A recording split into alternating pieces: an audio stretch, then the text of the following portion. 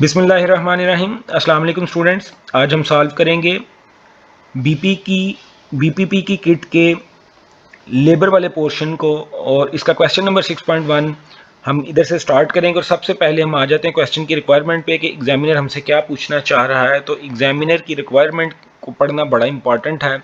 सबसे पहले तो आपसे रिक्वायर कर रहे जी, डिपार्टमेंट 1 की मंथ ऑफ जून में जो लेबर कास्ट आई है, कौन सी labour cost? Basically direct wages cost हमें फाइंड करनी है। Direct wages cost for department 1 for the month of June. तो डाटा ऊपर गिवन होगा, हम देख लेते हैं। वो कह रहे जी, gross wages incurred in department 1 in June were 54,000 की उन्होंने वेजेस पे की हैं। The wages analysis show the following summary breakdown for the gross pay. तो अभी जैसे कि हमने रिक्वायरमेंट सबसे पहले पढ़ी, तो हमें नीचे उसने डाटा में दो कॉलम दिए हुए हैं। एक कॉलम है जिसमें उसने पेड टू डायरेक्ट लेबर किया है, तो ये तो हमारे रेलिवेंट होगा। दूसरा कॉलम उसने इनडायरेक्ट लेबर को किया है। तो चूंकि रिक्वायरमेंट मैंने सबसे पहले पढ़ ली, तो मेरे जहन में ये आ गया कि इनडायरेक्ट लेबर वाला जो पोर्शन है वो मेरे लिए इररेलेवेंट है, उसको मैं देखूंगा ही नहीं। इसी तरह मेरा एग्जाम में टाइम सेव हो जाएगा।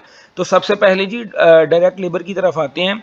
तो नंबर 1 उसने ऑर्डिनरी टाइम पे किया। तो ऑर्डिनरी टाइम हमारा नॉर्मल टाइम होता है। नॉर्मल टाइम भी इसको कहते हैं, इसको ऑर्डिनरी टाइम भी कहते हैं। तो ऑर्डिनरी टाइम 25,185, ये तो मेरा कंफर्म डायरेक्ट वेजेस होएगी। नंबर 2 जी, ओवर टाइम पे किया गया। तो ओवर टाइम की कैलकुलेशन हम जरा इधर साइड पर कर लेते हैं और देखते हैं हम कि ओवर टाइम का क्या सिनेरियो होता है। तो अगर आप लोगों को याद हो, तो ओवर टाइम में दो चीज़ें होती हैं। एक होता है over time basic. Over time को डिवाइड किया जाता है दो चीज़ों में, एक ओवर टाइम बेसिक होता है और दूसरा ओवर टाइम प्रीमियम होता है। तो ये क्या है जी, आपको चूंकि आप लोगों ने ऑलरेडी लेबर का टॉपिक, लेबर वाला चैप्टर पढ़ा हुआ है, तो over time basic and premium को समझने के लिए हम देखते हैं कि लेट्स से कंपनी का नॉर्मल टाइम है 9 to 5। इस 9 to 5 में 9 बजे वो सुबह कंपनी स्टार्ट होती है, 5 बजे उधर ऑफ होती है। इस 9 to 5 के टाइम में वो हर घंटे की 1 आवर की पेमेंट लेट से करती है एट रेट 100 PKR, 100 रुपये के हिसाब से वो पेमेंट करती है। लेकिन इसके बाद 9 बजे के बाद उस कंपनी का स्टार्ट हो जाता है जी ओवर टाइम, यानी कि 5 से लेके ऑनवर्ड जितने बजे तक भी, लेट से 9 बजे तक, 5 से लेकर हम 10 बजे तक कर लेते हैं, शाम 5 से रात 10 बजे तक। अब ये जो टाइम है, इसमें जो वर्कर काम कर रहा है वो एक्स्ट्रा टाइम में काम कर रहा है, उस टाइम में काम कर रहा है जो उसकी फैमिली का है, जो उसके घर वालों का है। तो भाई इस टाइम में तो वो 1 घंटे की जो पेमेंट है वो 100 रुपये के हिसाब से नहीं लेगा, वो एक्स्ट्रा पेमेंट लेगा। तो लेट से हम कह लेते हैं जी 150। अब ये जो 150 है, इसके दो पोर्शन है। एक पोर्शन है 100 रुपीज वाला, जो कि है बेसिक पे, और दूसरा पोर्शन है एडिशनल 50 रुपीज वाला, ये है जी प्रीमियम। तो बेसिक 100 प्लस 50 प्रीमियम। तो ये 50 उसको क्यों मिला? ओवर टाइम में, उस टाइम में काम करने के लिए जो टाइम उसकी छुट्टी का था, जो उसके घर वालों का था। तो this is the concept of over time, जिसमें बेसिक और प्रीमियम को हमने अलग-अलग कर लिया। तो याद रखिएगा कि ओवर टाइम का जो बेसिक पे है ये हमेशा डायरेक्ट लेबर का डायरेक्ट में आता है और प्रीमियम हमेशा इनडायरेक्ट में आता है। तो अभी ओवर टाइम जी कितना पे किया गया क्वेश्चन में? 5440।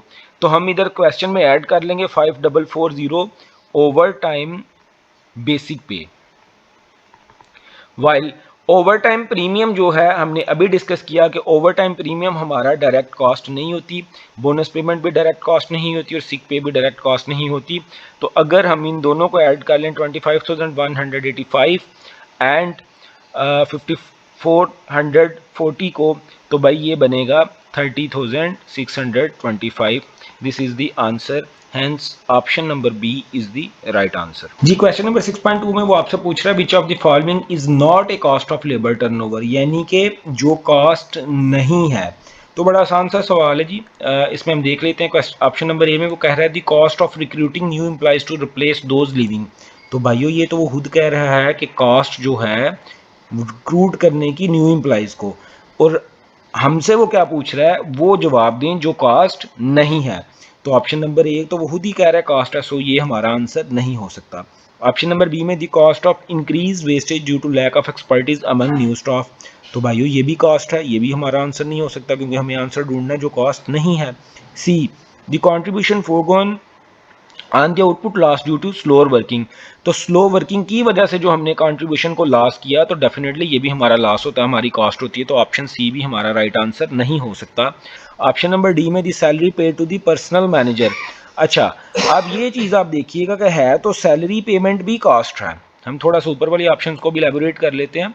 सैलरी की पेमेंट भी कॉस्ट है, बट ये किसको पे की गई है? पर्सनल मैनेजर को। तो भाई पर्सनल मैनेजर को जो पेमेंट की जाती है वो लेबर टर्नओवर, यानी कि जो लेबर हमें छोड़ के जाएगी उसकी कास्ट नहीं होती। तो option number D is the right answer. अच्छा, ऑप्शन नंबर ए में देखें आप, दी cost of recruiting new employees. जब नए एम्प्लॉयज़ आते हैं यानी कि पुराने छोड़ के जाते हैं, जब ज़्यादा पानी आता है तो ज़्यादा बारिश आता है। इसी तरह जब पुराना एम्प्लॉय छोड़ के जाता है तो नया एम्प्लॉय आता है, तो उसके ऊपर क्या आता है? कॉस्ट। तो भाइयों ये तो हमारी टर्नओवर को फुलफिल करने की कॉस्ट है। एम्प्लॉय टर्नओवर या लेबर टर्नओवर का मतलब ये होता है कि आपकी कंपनी के जो एम्प्लॉयज़ आपको छोड़ के जा रहे हैं। देन ऑप्शन नंबर बी में वो कह रहा है the cost incur wastage due to lack of expertise among new staff. तो भाइयों जब आपने न्यू एम्प्लॉयज़ को हायर किया है तो अब वो उस एफिशिएंसी के साथ, उस इफेक्टिवनेस के साथ तो काम नहीं कर सकते जो आपके एक्सपर्ट लोग आपको छोड़ कर गए हैं। तो नए स्टाफ को हायर करने पे जो हमें वेस्टेज उन्होंने ज़्यादा इंक्रीज की उसकी कास्ट ये भी टर्नओवर की है। एंड तीसरी ऑप्शन सी में वो कह रहा है the contribution forgone on the output loss due to slower working. तो स्लो वर्क करने की वजह से, आहिस्ता काम करने की वजह से भी हमें लॉस हुआ, ये भी लेबर की वजह से ही लॉस हुआ। तो ये भी लेबर की इनएफिशिएंसीज में ही आता है। क्वेश्चन नंबर 3 पे आ जाते हैं जी। क्वेश्चन नंबर 3 में वो आपसे पूछ रहा है रिक्वायरमेंट में which of the following statement is are true about group bonus scheme. तो ग्रुप बोनस स्कीम्स के बारे में वो आपसे पूछ रहा है कि कौन सी ऑप्शन सही है। तो देखते हैं जी। वन ऑप्शन में कह रहा है group bonus schemes are appropriate when increased output depends on number of people all making extra effort. बिल्कुल सही है जी ऑप्शन कि ग्रुप बोनस कब सूटेबल है।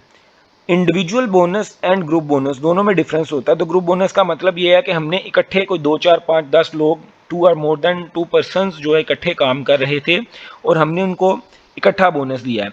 तो इस ऑप्शन में वो कह रहा है कि ये उस वक्त सूटेबल है जब आउटपुट, यानी कि जो काम कर रहे हैं वो ग्रुप वाले, उनकी जो आउटपुट है वो डिपेंड करती है सारे ग्रुप के ऊपर।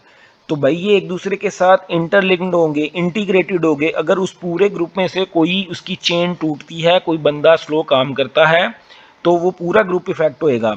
तो ऐसी सूरत हाल में ग्रुप बोनस देना ज़्यादा सूटेबल है। बिल्कुल सही ऑप्शन है जी। जितनी वो ज़्यादा एफर्ट करेंगे उस हिसाब से आपकी ज़्यादा आउटपुट आएगी। Then option number 2 with the group bonus scheme it is easier to reward each individual performance. नहीं जी, ये तो बिल्कुल अपोजिट है। इस जो लाइन का एक पोर्शन ये है, कहता है जी ग्रुप बोनस में जब आप ग्रुप बोनस देते हैं, ये दूसरा पोर्शन ये है कि आसान है इंडिविजुअल की परफॉर्मेंस को रिवार्ड करना। तो भाई इंडिविजुअल की परफॉर्मेंस को रिवार्ड करना इंडिविजुअल बोनस में इजी होता है, इंडिविजुअल एनालिसिस में इजी होता है। ग्रुप बोनस में तो चूंकि डिपेंडेंट होते हैं किसी एक बंदे की एफर्ट्स का, तो हमें पता चल ही नहीं सकता। दैट्स वाई वो चूंकि इंटरलिंक्ड होते हैं, इंटीग्रेटेड होते हैं, तो दैट्स वाई हम उनको ग्रुप बोनस से रिवार्ड करते हैं। तो ये तो ऑप्शन गलत है। Then option number 3 non production employees can be rewarded as part of group incentive scheme. जी बिल्कुल सही बात है जी। नॉन प्रोडक्शन एम्प्लॉयज को हम इस वजह से रिवार्ड कर सकते हैं ग्रुप बोनस इंसेंटिव्स पे, क्योंकि नॉर्मली इनकी एफर्ट्स को उस तरह रिकग्नाइज नहीं किया जाता। जैसे अकाउंट्स डिपार्टमेंट वाले नॉन प्रोडक्शन वाले, रिसर्च एंड डिपार्टमेंट वाले, मार्केटिंग वाले, ये जितने भी डिपार्ट्स हैं जो नॉन प्रोडक्शन रेलिवेंट हैं, इनकी क्या प्रॉब्लम है कि इनको इंडिविजुअल एफर्ट्स पर रिकग्नाइज नहीं किया जाता। सो ऑप्शन नंबर 1 एंड 3 जो है ये हमारा राइट आंसर है, जो कि ऑप्शन नंबर सी में आ रहा है जी। क्वेश्चन नंबर 6.4 में वो हमसे मांग रहा है जी कैपेसिटी रेशियो कैलकुलेट करनी है एंड दूसरे नंबर पर हमें कैलकुलेट करनी है efficiency ratio and capacity utilisation ratio. तो डाटा को देख लेते हैं जी। डाटा में क्या गिवन है, जी trips limited build budgets to make 50,000 unit, 50,000 units उन्होंने बनानी है ऑफ आउटपुट इन 8 और ईच। जो स्टैंडर्ड सेट किया है एक सिंगल यूनिट का वो 8 घंटे सेट किया गया है during a budgeted period of the 4,000 hours. तो जो बजटेड हमारे आवर्स हैं वो हैं जी 4,000। तो बजटेड आवर्स हमें मिलके हम देख लेते हैं डाटा हमें कौन कौन सा मिल रहा है, वो हम साथ साथ ही लिखते जाएंगे। तो बजटेड आवर्स जो हैं वो हमारे हैं 4000। देन स्टैंडर्ड टाइम जो है वो हमें ऊपर गिवन है जो कि है 8 आवर्स। अच्छा जी, उसके अलावा हमें आगे क्या दिया हुआ जी, हम आगे देख लेते हैं। Actual output during the period was 54,000। Actually जिन्होंने काम किया 54,000 यूनिट्स का किया, विच टुक 4,80,000 आवर्स। और एक्चुअल आवर्स जो उन्होंने स्पेंड किए, एक्चुअल आवर्स थे वो 4,80,000 थे। तो भाई ये हमें क्वेश्चन में मिल गया। अब हम देखते हैं कि जी हमें निकालना क्या है। तो हमने निकालना है नंबर 1, तो हम निकालेंगे एफिशिएंसी रेशियो। तो एफिशिएंसी रेशियो का बच्चों फार्मूलाज आपको याद होने चाहिए। इस चैप्टर में फार्मूलाज जो हैं जितने भी हैं वो आपको मैंने फार्मूलाज की ग्रिड करवाई हुई है, इकट्ठे मैंने नोट करवाए हैं। उनको नोट कर लें, उनको रट्टा लगा लें, पेपर में काम आएंगे। रट्टा फार्मूला को याद रखना, वरना कॉन्सेप्ट बड़ा इंपॉर्टेंट है, उनकी एप्लीकेशंस जो है वो कॉन्सेप्चुअली होएगी। तो एफिशिएंसी रेशियो का फार्मूला होता है भाई स्टैंडर्ड और फॉर एक्चुअल प्रोडक्शन, स्टैंडर्ड और for actual production divided by actual hours, divided by actual hours. अच्छा, अब इस टॉपिक में हमें एक्चुअल आवर्स तो गिवन है, इस डाटा में हमें एक्चुअल आवर्स तो गिवन है जो कि 4,80,000 है। सो इसका मतलब है कि जो नीचे वाला पोर्शन है 4,80,000 वो तो मुझे गिवन है, but I have to find the standard hour for actual production. अब इसके लिए इसका फॉर्मूला क्या होता है जी, स्टैंडर्ड और for actual production is equal to actual production जितनी उन्होंने की मल्टीप्लाइड बाय स्टैंडर्ड टाइम या स्टैंडर्ड आवर जो उन्होंने सेट किया। तो भाई एक्चुअल प्रोडक्शन उन्होंने 54,000 यूनिट्स की थी, ये क्वेश्चन में गिवन है। एक्चुअल प्रोडक्शन उन्होंने कितनी की थी, 54,000 की, 54,000 यूनिट्स की। और एक यूनिट का जो स्टैंडर्ड टाइम रखा गया था वो 8 घंटे रखा गया था। तो 54,000 multiplied by 8 hours, 54,000 units multiplied by 8 hours.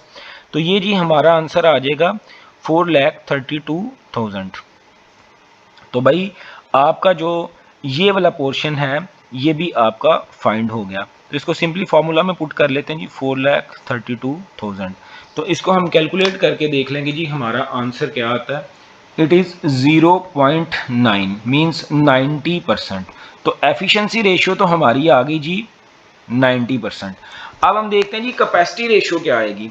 तो कैपेसिटी रेशियो का क्या फॉर्मूला है ये आपको याद होना चाहिए कि कैपेसिटी रेशियो का फॉर्मूला होता है जी एक्चुअल आवर्स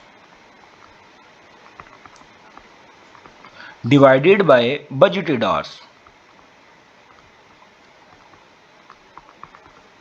मल्टीप्लाइड बाय 100।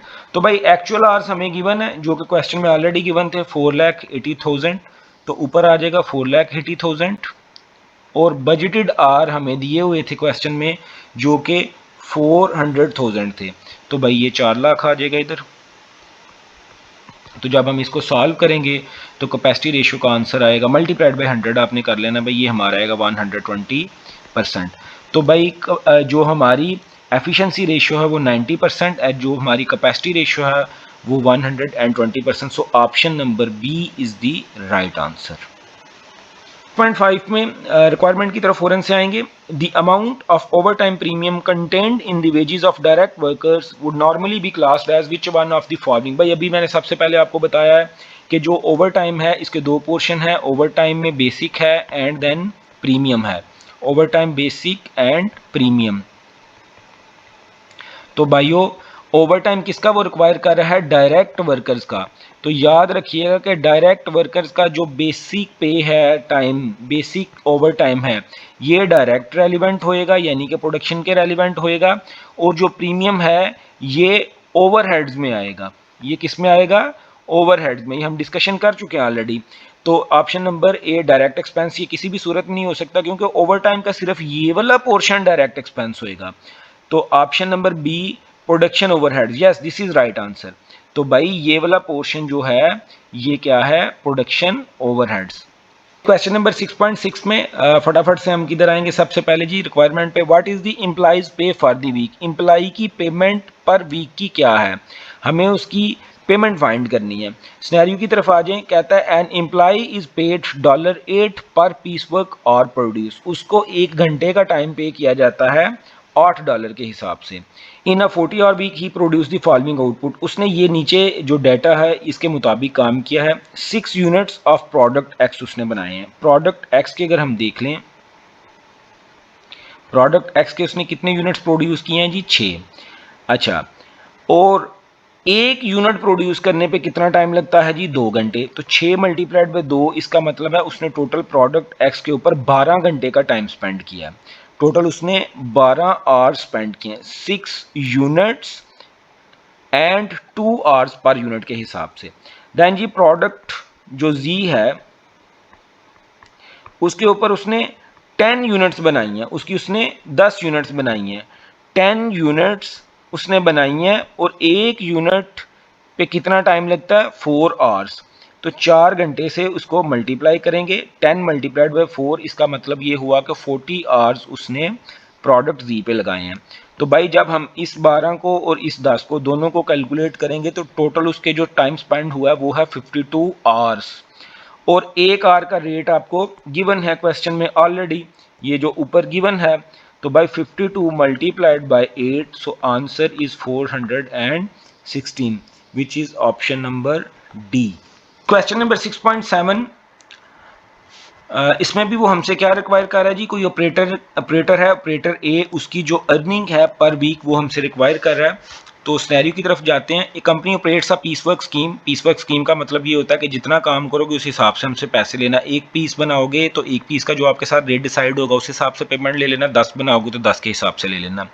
सो वो पीस वर्क के हिसाब से पेमेंट करती है अपने स्टाफ को। The staff ₹0.20 each unit. तो भाई रेट क्या है? 0.20 पर यूनिट का रेट। जो डाटा हमें मिलेगा हम अपनी इजी अंडरस्टैंडिंग के लिए इसको नोट कर लेंगे। पर यूनिट का रेट $0.20 है। अच्छा जी, however the company guarantees that every member of staff will receive at least 15 per day। वो कहती है कि हम आपको $0.20 के हिसाब से पेमेंट तो ज़रूर करेंगे, लेकिन अगर किसी दिन आपका काम कम हुआ, यानी कि आपको हमने काम कम दिया, तो हम कम से कम आपको जो पेमेंट करेंगे, मिनिमम पेमेंट हम आपको उस दिन की करेंगे, तो वो $15 करेंगे। यानी कि अगर किसी दिन आपकी पेमेंट 15 डॉलर या उससे कम बन रही हुई तो कंपनी आपको कम पेमेंट नहीं देगी, हायर ऑफ यानी कि $15 देगी। तो भाई ये उसने $15 की जो मिनिमम गारंटी कंपनी ने पे कर दी है। नीचे shown below is the number of units produced by operator. अब वो जो ऑपरेटर ए है उसने हफ्ते के जो Monday Tuesday Wednesday Thursday Friday को काम किया, नंबर ऑफ यूनिट्स जो प्रोड्यूस किए हैं वो दिए हैं। बड़ा आसान सा क्वेश्चन है जिसको सीधा सीधा देख लेते हैं हम। मंडे वाले दिन उसने कितने यूनिट्स बनाए? मंडे को उसने 90 यूनिट्स बनाए, तो 90 मल्टीप्लाइड बाय $0.2। ये 0.2 जो ऊपर वाला रेट है वो आएगा, और 90 यूनिट्स जो हैं वो ये आएंगे जो मंडे को उन्होंने बनाए हैं। तो ये उस दिन उसने जी 18 रुपीज़, तो इसका मतलब है $18 उसने कमाए। तो $18 चूँकि ज़्यादा हैं 15 से, तो दैट्स वाई इस दिन इसको 18 ही मिलेंगे। देन कम्स जी ट्यूसडे। ट्यूसडे वाले दिन उसने 70 यूनिट्स बनाए, तो मल्टीप्लाइड बाय 0.2 हम इससे कर लेंगे। वन बाय वन सारा डाटा लिखते हैं जी, एंड पे फिर कैलकुलेट कर लेंगे। वेडनेसडे वाले दिन उसने 75 यूनिट्स बनाए, मल्टीप्लाइड बाय 0.2। एंड थर्सडे वाले दिन उसने 60 यूनिट्स बनाए, मल्टीप्लाइड बाय 0.2। एंड फ्राइडे वाले दिन उसने 90 यूनिट्स बनाए, मल्टीप्लाइड बाय 0.2। जी अब हम इनकी कैलकुलेशंस देख लेते हैं कि उनको उसको किस हिसाब से पेमेंट्स मिलेगी। तो कैलकुलेटर का इस्तेमाल करेंगे जी। तो 70 multiplied by 0.2 for Thursday is 14 rupees. इस दिन तो बन रहे हैं उसके 14 रुपये। देन 75 मल्टीप्लाइड बाय 0.2, तो इस दिन उसके एग्जैक्ट 15 रुपये बन रहे हैं। देन अगेन 60 मल्टीप्लाइड बाय 0.2 12 रुपये बनेंगे। एंड फ्राइडे वाले दिन 90 मल्टीप्लाइड बाय 0.2 विच इज़ 18। तो भाइयों अब हमें देखना है कि कौन सा ऐसा दिन है जिस दिन उसने ₹15 से ज़्यादा कमाए हैं, तो ये तो उसने ₹15 से ज़्यादा कमाए, इस दिन उसे 18 ही मिलेंगे। इस दिन उसने ₹14 कमाए, तो मिनिमम वेज रेट जो गारंटी की थी कंपनी की तरफ से वो 15, तो इस दिन कंपनी उसको पे करेगी 15, तो ये भी 15 ही रहेगा। थर्सडे वाले दिन भी उसने ₹12 उसके बनते थे, क्योंकि 60 यूनिट उसने बनाए थे, तो 15 से कम थे। कंपनी की मिनिमम गारंटी कितनी है? 15, तो इस दिन भी वो ₹15 लेगी। ये वाला, ये जो मैं हाईलाइटेड कर रहा हूँ, सॉरी सर्कल कर रहा हूँ, ये हमारी अमाउंट होएगी। और फ्राइडे वाले दिन उसने 15 से ज़्यादा कमाए, तो डेफिनेटली ये उसके 18 ही होंगे। तो हम इनको प्लस करके देख लेते हैं जी टोटल इसका आंसर क्या आता है। तो टोटल उसकी जी वेज बन रही है this 18 plus this 15 plus this 15 plus this 15 plus this 18 is equal to 81।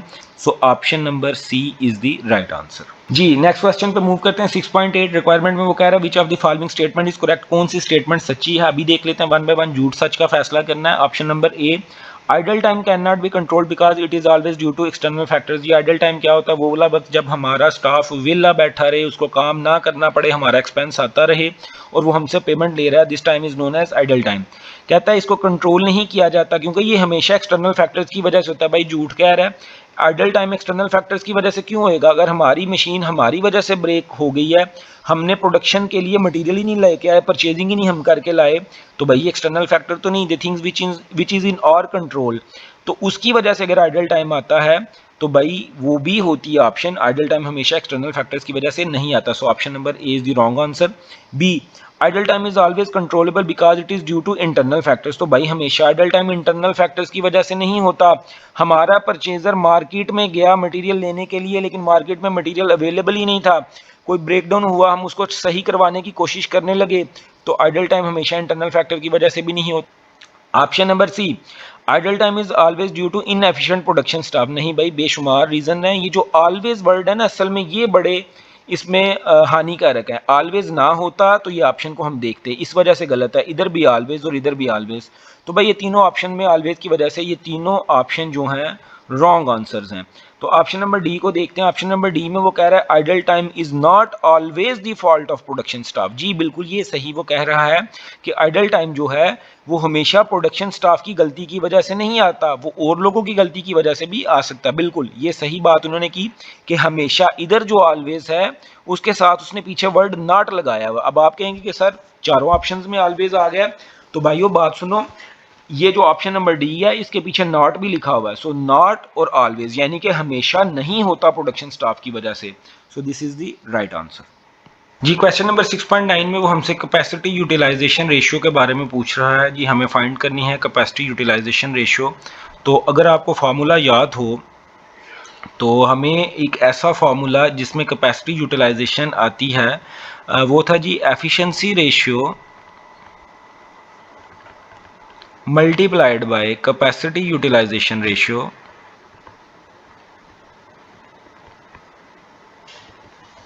Is equal to production volume ratio.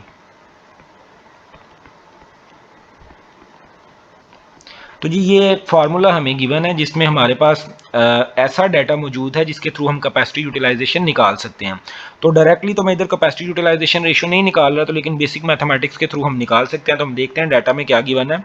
Data में वो कह रहे हैं जी company has calculated that its production volume ratio given है जो कि 103.5% है, एंड इट्स एफिशिएंसी रेशियो भी गिवन है 90%। तो ये गिवन फार्मूला में मैं डाटा को पुट कर लूँगा सिंपली। तो एफिशिएंसी रेशियो हमें दी हुई है जी जो कि 90% है, मल्टीप्लाइड बाय कैपेसिटी रेशियो जो कि हमें फाइंड करनी है, ये तो हमारे पास डाटा नहीं है, तो is equal to production volume ratio. तो प्रोडक्शन वॉल्यूम रेशियो भी हमें दी हुई है जी 103.5%। तो भाई ये सिंपल बेसिक मैथमेटिक्स से मैं कैलकुलेट कर लूँगा।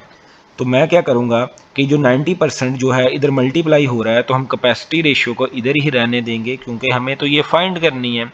तो capacity ratio is equal to 103.5%। ये जो 90% इस साइड पर मल्टीप्लाई हो रहा था दूसरी साइड पर जाके बेसिक मैथमेटिक्स में डिवाइड हो जाएगा। तो इससे जी हमारा आंसर आ जाएगा। हम निकाल लेते हैं इसको जी। जी कैपेसिटी यूटिलाइजेशन की जब हम कैलकुलेशन करेंगे तो ये हमारे पास आएगा 115%। So option number C is the right answer. Question number 6.10 में वो हमसे रिक्वायरमेंट कर रहा है कि हम कौन सी अमाउंट जो है प्रोडक्शन ओवरहेड्स को चार्ज करेंगे। तो प्रोडक्शन ओवरहेड का मतलब ये है कि जो डायरेक्ट प्रोडक्शन रेलिवेंट जो डायरेक्ट कॉस्ट है उसके बारे में नहीं वो पूछ रहा है, इनडायरेक्ट कॉस्ट के बारे में पूछ रहा है। तो सिनेरियो को देखते हैं जी। Company employs 20 direct production operatives, 20 direct production के उसके स्टाफ हैं। तो इसके बारे में तो उसने हमसे पूछी नहीं, उसने हमसे पूछा प्रोडक्शन के ओवरहेड्स को जो चार्ज करेंगे, यानी कि जो डायरेक्ट एक्सपेंस नहीं है। तो ये 20 तो डायरेक्ट एक्सपेंस के रेलिवेंट लोग हैं। सो इसका डाटा हम अभी तो नहीं कैलकुलेट करेंगे, लेकिन मोस्ट प्रॉबेबली सिनेरियो में कोई इसके रेलिवेंट चीज़ें दी हो सकती हैं। कहता है 10 इनडायरेक्ट स्टाफ हैं। इनडायरेक्ट स्टाफ जो हैं वो 10 लोग हैं। तो भाई इनके रेलिवेंट हमें ज़्यादा कैलकुलेशन आएगी। 10 indirect staff in its manufacturing department, the normal operating hours for all employees is 38 hours। 38 घंटे दोनों का काम है, टाइम डायरेक्ट वालों का भी और इनडायरेक्ट वालों का भी 38 घंटे वो काम कर सकते हैं। And all staff are paid $5। तो भाई $5 के हिसाब से सारे स्टाफ को पेमेंट की जाती है।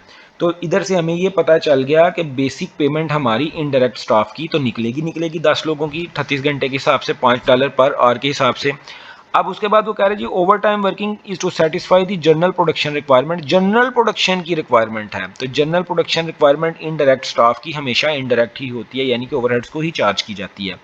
And hours are paid at the basic rate plus 50%, यानी कि जो ओवर टाइम नॉर्मल टाइम का रेट है, जो नॉर्मल रेट है वो है जी $5, और जो ओवर टाइम रेट है वो है बेसिक प्लस 50%, यानी कि 1.5%, यानी कि 5 हो गया बेसिक प्लस 2.5 उसका प्रीमियम। ये प्रीमियम है ओवर टाइम में और ये बेसिक रेट है। तो चलें जी आप आए इसकी कैलकुलेशन को देखते हैं, कैलकुलेशन वो हमसे क्या रिक्वायर कर रहा है।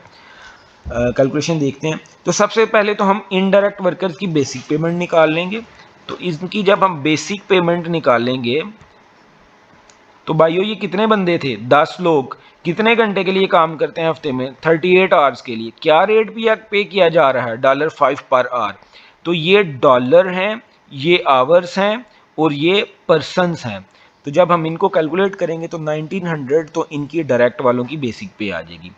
अब ये जो इनडायरेक्ट वालों ने ओवर टाइम काम किया था, ओवर टाइम का हमें कैसे पता चला, उसने कहा जी 44 घंटे काम किया है, तो 45 आवर्स अगर वो काम करता है टोटल और 38 आवर्स उसका रेगुलर टाइम है, तो इसका मतलब है 6 घंटे का सब लोगों ने ओवर टाइम का काम किया।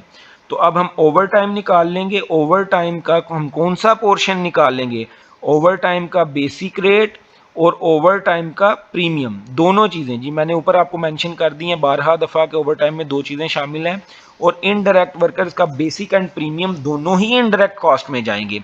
तो ओवर टाइम में भी चूंकि 10 लोग हैं, ऊपर पी आ रहा है जी ये पर्सन है, मल्टीप्लाइड बाय 6 ये वाले घंटे, 6 ये वाले जो हमने अभी इधर कैलकुलेट किए हैं 6 आवर्स आ गए, मल्टीप्लाइड बाय बेसिक रेट तो मिलेगा ही इसका 5 एंड ओवर टाइम प्रीमियम हमने अभी ऊपर कैलकुलेशन की थी जी। ये 5 किधर से आया, मैं रेड हाईलाइट कर रहा हूँ जी, ये 5 ये हमारे पास ये आया जो हमने बेसिक अभी निकाला ओवर टाइम का ना रेट। अब हम ले लेते हैं जी ओवर टाइम का प्रीमियम। ओवर टाइम के प्रीमियम में भी 10 लोग हैं, वो 6 घंटे के लिए काम करते हैं। ओवर टाइम प्रीमियम का रेट है 2.5 जो एडिशनल 50% है। तो ये हमने किधर से निकाला जी, ये मैंने रेड हाईलाइट किया, ये 2.5। तो जब हम इन दोनों की कैलकुलेशंस करेंगे तो ये हमारे पास आ जाएगा 300 एंड ये हमारे पास आ जाएगा 150। तो भाई ये वाला पोर्शन तो इनडायरेक्ट वर्कर्स की सारी कास्ट हो गई, इनडायरेक्ट वर्कर्स की सारी कास्ट। अब हम आ जाते हैं डायरेक्ट वर्कर्स ने भी ओवर टाइम लगाया हुआ है। तो डायरेक्ट वर्कर का जो ओवर टाइम होता है, आपको हमने क्वेश्चन नंबर 1 भी इस किट के इस चैप्टर का जब स्टार्ट किया था, तो डायरेक्ट वर्कर्स का जो ओवर टाइम है उसको अगर हम निकालें, पोर्शन करें, डिवाइड करें, तो उसका बेसिक पे जो है वो डायरेक्ट कॉस्ट होती है और जो प्रीमियम है वो इनडायरेक्ट का। तो ओवर टाइम का जो प्रीमियम है ऑफ द डायरेक्ट वर्कर्स, मैं दोबारा रिपीट कर रहा हूं, डायरेक्ट वर्कर्स का ओवर टाइम उसका प्रीमियम वाला पोर्शन ये किसको चार्ज होएगा, ओवरहेड्स को। तो भाई अब हम वो निकाल लेंगे, over time premium of direct workers. तो भाई ये कितने वर्कर्स थे जी? 20 लोग। इधर पर्सन्स के कॉलम में क्या आ जाएगा? 20। कितने घंटे के लिए? सब लोगों ने, डायरेक्ट वालों ने 6 घंटे काम किया और इनका भी पेमेंट जो है वो हम ऑलरेडी 2.5 निकाल चुके हैं। तो जब हम इसको कैलकुलेट करेंगे तो ये आएगा जी 300। तो टोटल आंसर अगर हम 1900, 300 प्लस 150 प्लस 300 करेंगे तो 2650। This is our right answer which is option number A. तो भाई मैं एक दफ़ा फिर इसको कंप्लीट कर दूं कि ये वाली जो कैलकुलेशंस हैं, ये जो रेड हाईलाइटेड कैलकुलेशंस हैं, ये हैं इनडायरेक्ट वर्कर्स की। तो इनडायरेक्ट वर्कर्स की तो जितनी भी पेमेंट्स हैं वो तो सारी ओवरहेड्स को चार्ज होंगी, और ये वाली जो पोर्शन है ये है डायरेक्ट वर्कर्स की। तो भाई डायरेक्ट वर्कर्स का सिर्फ कौन सा पोर्शन ओवरहेड्स को चार्ज होएगा? ओवर टाइम के प्रीमियम वाला। I am hopeful. ये बड़ा एक कॉम्प्लिकेटेड क्वेश्चन था, आपको क्लियर होगा जी। क्वेश्चन नंबर 6.11 पे वो हमारे से रिक्वायर कर रहा है जी प्रोडक्शन वॉल्यूम रेशियो निकालनी है। तो डाटा भी हम देख लेंगे। सबसे पहले प्रोडक्शन वॉल्यूम रेशियो का फार्मूला देख लेते हैं कि वो क्या है। तो प्रोडक्शन वॉल्यूम रेशियो का फार्मूला होता है जी, आप लोगों को फार्मूलाज याद होना चाहिए जी, वरना सवालात नहीं होंगे।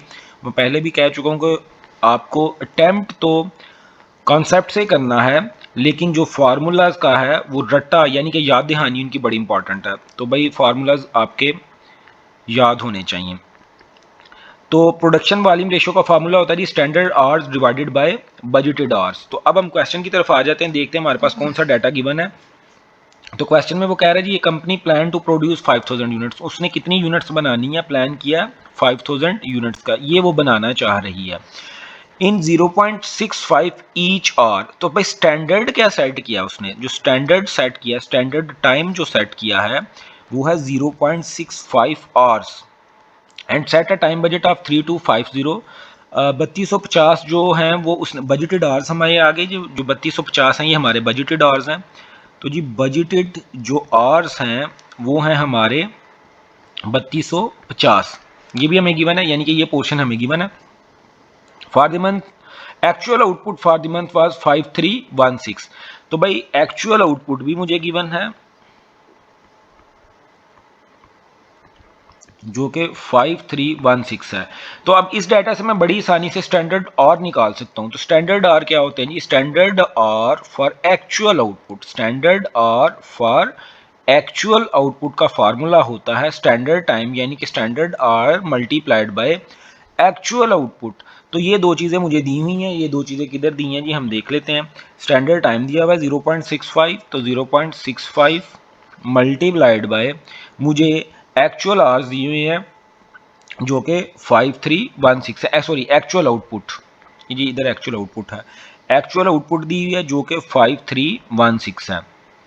तो भाई मेरे स्टैंडर्ड और फॉर एक्चुअल आउटपुट निकल आएंगे। इन दोनों को जब हम मल्टीप्लाई करेंगे तो 3455.4, तो ये मेरे निकल आए। ये मुझे ऑलरेडी गिवन है, तो हम इसको क्वेश्चन में इनपुट कर इस फार्मूला में पुट कर देंगे। तो इस फार्मूला में जब पुट करेंगे तो स्टैंडर्ड आर मेरे ये निकल आए 3455.4 डिवाइडेड बाय बजटेड आवर्स मुझे ये गिवन है। तो बजटेड आर 3250 मल्टीप्लाइड बाय, इसको हमने 100 भी करना जी, ये हम भूल गए, मल्टीप्लाइड बाय 100। तो जब इसको हम 100 से मल्टीप्लाई करेंगे तो my answer is 106.32 which is option number B. This is right answer. Point 12 में वो हमसे पूछ रहा है जी how much employees A is earning last week should be treated as direct wages. जी डायरेक्ट वेजेस आपने कैलकुलेट करनी है, काफ़ी दफ़ा हम ये सवाल कर चुके हैं इसी किट में। तो देख लेते हैं। Employee A works a normal working week for 36 hour. Normal time उसका 36 घंटे है और बेसिक पे उसकी 3.6 है। तो सबसे पहले तो हम फटाफट से ये निकाल लेंगे। उसकी जो बेसिक पे है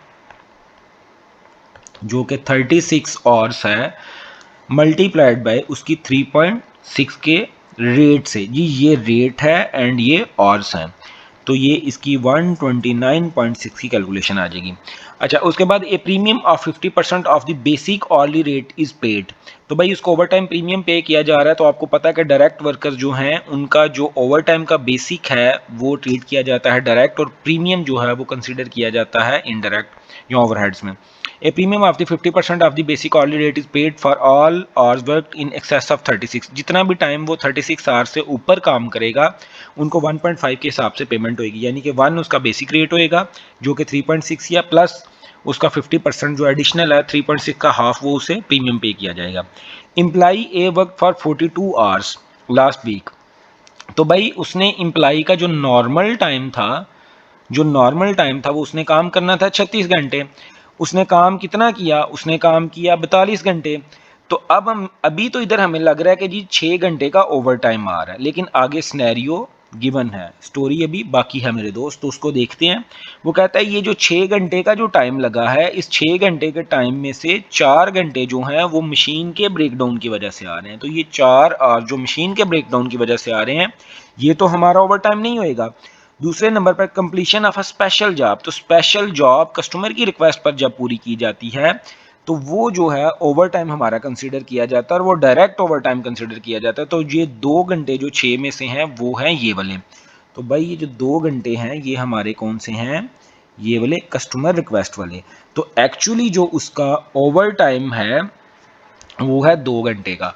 तो ओवर टाइम का जो बेसिक है, over time basic and over time premium, दोनों हमें कैलकुलेट करने हैं। तो दोनों का टाइम कितना निकाला जी हमने 2। तो भाई ये 2 क्या हैं, ये आवर्स हैं, 2 क्या हैं, आवर्स हैं। तो अब हम ओवर टाइम का जो बेसिक रेट है वो तो वही होएगा 3.6 वाला। तो इसका मतलब है कि ओवर टाइम प्रीमियम जो है वो 3.6 का हाफ है, जो कि 1.8 बनता है। अगर अभी भी किसी को इस कैलकुलेशन में प्रॉब्लम है तो उसने ये इधर मेंशन किया है कि ए premium of 50% of the basic hourly rate. तो हम इसको निकाल लेते हैं। बेसिक आवर्ली रेट क्या है, बेसिक रेट है 3.6। तो जब हम इसको 50% प्रीमियम से पे करेंगे तो इसका मतलब है कि 3.6 मल्टीप्लाइड बाय 1.5, तो ये जो भी इसका आंसर होएगा वो हम उसको प्रीमियम पे कर रहे हैं। तो इसमें 3.6 वाला जो पोर्शन है वो है बेसिक, और प्लस इसका 50% यानी कि 1.8 ये हम पे करेंगे प्रीमियम। सो दैट्स वाई ये जो 1.8 है वो इधर से आया है, और ये जो 3.6 है वो इधर से आया है। तो भाई हम जब इनकी कैलकुलेशन कर लेंगे 2 आवर्स की मल्टीप्लाइड बाय 3.6 के रेट के हिसाब से, तो ये 7.2 आएगा, एंड 2 आवर्स मल्टीप्लाइड बाय 1.8 के हिसाब से तो ये 3.6 आएगा। तो भाइयों जब हम इन तीनों को आपस में प्लस कर लेंगे तो ये हमारा 140.4, which is option number B is the right answer. जी क्वेश्चन नंबर 6.13 को हम देखते हैं, और 6.13 में एग्जामिनर आपसे मांग रहा है total earnings of the operative. जो टोटल अर्निंग है वो रिक्वायर कर रहा है हमसे, इसमें डायरेक्ट इनडायरेक्ट का नहीं पूछ रहा वो। तो हम देख लेते हैं जी सिनेरियो में वो कह रहे हैं company page direct operative basic ways of $8.5। तो जो बेसिक पेमेंट है उसकी वो है $8.5 पर आवर के हिसाब से। The bonus is calculated, bonus का उसने फॉर्मूला गिवन है। The time allowed is 2.4 minutes. अच्छा जी सबसे पहले ये बड़ी इंपॉर्टेंट बात इधर आ गई कि हमें रेट दिया हुआ है घंटे के हिसाब से, रेट हमें घंटे के हिसाब से दिया हुआ है, और जो नीचे जो टाइम अलाउड है वो उसने 2.4 मिनट्स के हिसाब से दिया हुआ है per unit, 2.4 minutes per unit. तो हम जो ये टाइम है इसको भी आवर्स में कन्वर्ट कर लेंगे फर्दर। अभी हम देखते हैं आगे सिनेरियो को। An operative produced 1065 units in 37.5 hour weeks. तो भाई सिंपल सी कैलकुलेशन है, सबसे पहले हम इसकी बेसिक पे निकाल लेंगे। तो बेसिक पे जो है वो उसने कितने घंटे काम किया, 37.5 घंटे, 37.5 आवर्स उसने काम किया है, और एट रेट बेसिक पे क्या थी, $8.5 पर आवर। तो भाई ये बन जाएगी उसकी मल्टीप्लाई जब हम करेंगे तो 318.75। तो एक तो उसकी बेसिक पेमेंट आ गई। अब हम आगे देख लेते हैं कि उसको जो बोनस दिया जाता है, बोनस का उसने फॉर्मूला गिवन है। तो बोनस के फॉर्मूला में टाइम अलाउड था। तो टाइम अलाउड की कैलकुलेशन के लिए हम थोड़ा सा इधर नीचे वर्किंग करेंगे जी। टाइम अलाउड की कैलकुलेशन के लिए उसने कहा था कि 2.4 मिनट्स एक यूनिट के लिए रिक्वायर्ड है। तो 2.4 मिनट्स जब एक यूनिट के लिए रिक्वायर्ड है, तो उसने कितने यूनिट्स बनाए थे, उसने यूनिट्स बनाए थे जी 1065 यूनिट्स। तो यानी कि उसने टोटल काम कितना किया होगा, 1065 यूनिट्स मल्टीप्लाइड बाय 2.4 मिनट्स। तो जब हम इनको कैलकुलेट करेंगे तो बच्चे ये हमारे बनेंगे 2556 मिनट्स, 2556 मिनट्स। 2,556 मिनट्स बनेंगे। तो 2,556 मिनट्स को अगर हमने आवर्स में कन्वर्ट करना हो तो हम इसको डिवाइडेड बाय 60 कर देंगे। तो जब हम इसको डिवाइडेड बाय 60 करेंगे तो ये हमें आंसर देगा जी 42.6। तो 42.6 आवर्स जो है उसे टाइम अलाउड था। बड़ी सिंपल सी कैलकुलेशन की, जरा फोकस करें। 2.4 मिनट्स टाइम अलाउड था। ये जो ऊपर फार्मूला में जो बोनस का फार्मूले थे टाइम अलाउड उसने दिया हुआ था 2.4 मिनट्स में। इसको हमने simply multiplied by total number of units जितने उसने बनाए हैं, टोटल मिनट्स आ गए, मिनट्स को आवर्स में कन्वर्ट किया। तो अब हम जो उसका बोनस है उसका फार्मूला निकाल लेते हैं। तो टाइम अलाउड था 42.6 आवर, माइनस करना है टाइम टेकन। टाइम उसने ये कितना टेक किया था 37.5 आवर्स, ये उसने फार्मूला दिया है, multiplied by basic rate. Basic rate क्या था 8.5 डॉलर्स, डिवाइडेड बाय 3 इसने फार्मूला में खुद लिख दिया है। तो जब हम इसको कैलकुलेट करेंगे तो ये हमारा आंसर आएगा 14.45 डॉलर्स। तो भाई ये जो 14.45 डॉलर्स है ये किसकी पेमेंट है? ये पेमेंट है जी बोनस की। ये पेमेंट किसकी है? बोनस की। बोनस की हमने फॉर्मूला से निकाली। 318 किसकी पेमेंट है? ये है जी पेमेंट बेसिक पे की। तो दोनों को कैलकुलेट कर लें।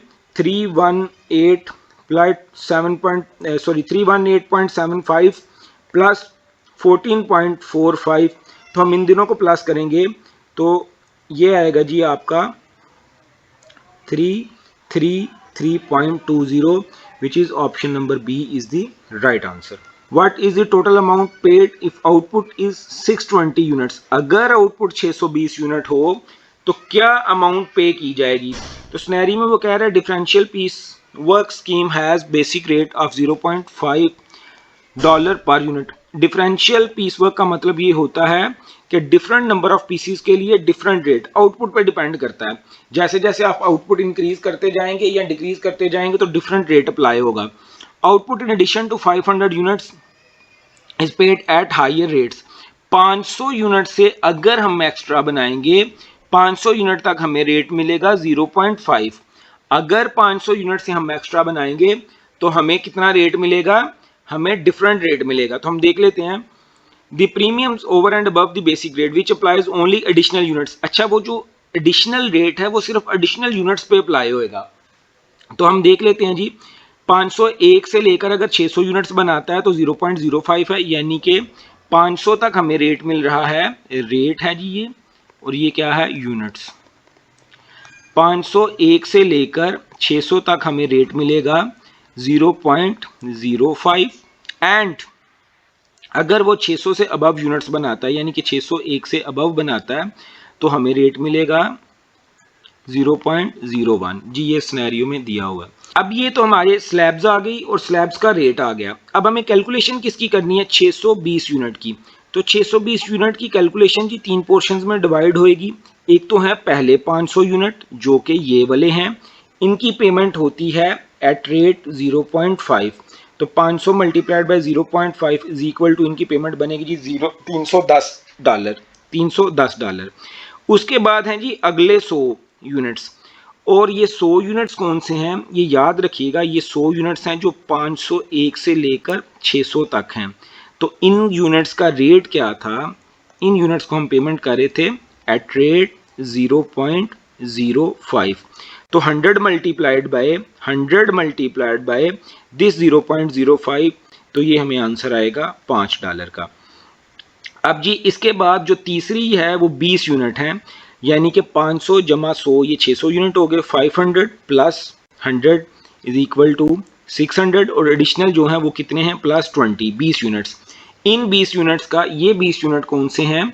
ये 20 यूनिट हैं जी जो 601 से लेकर 620 तक हैं।